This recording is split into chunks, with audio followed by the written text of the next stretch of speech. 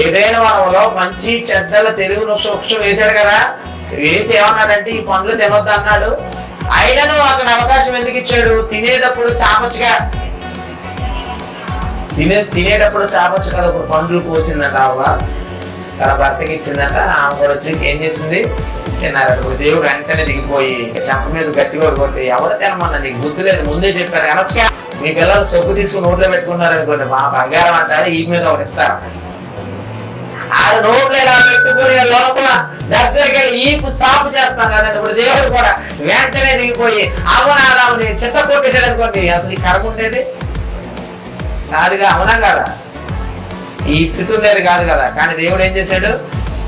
ఏమనలేదు, తింటారా లేదా చూశాడు. అలా అని చెప్పి చెడుని చేయడానికి దేవుడు ప్రోత్సహించలేదు సుమా.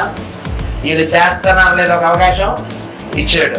ఈరోజు మనము కూడా మంచి చేయమనే దేవుడు చెప్పిన, మంచి చేయాలన్నా చెడు చేయాలన్నా తీసుకునే నిర్ణయం మనకప్ప చెప్పాడు. ఎందుకంటే మనం మంచివారిగా మారాలన్నా చెడ్డవారిగా బ్రతకాలన్నా మన చేతుల్లో ఎందుకు పెట్టాడంటే, నటించేవారు దేవునికి అవసరం లేదు.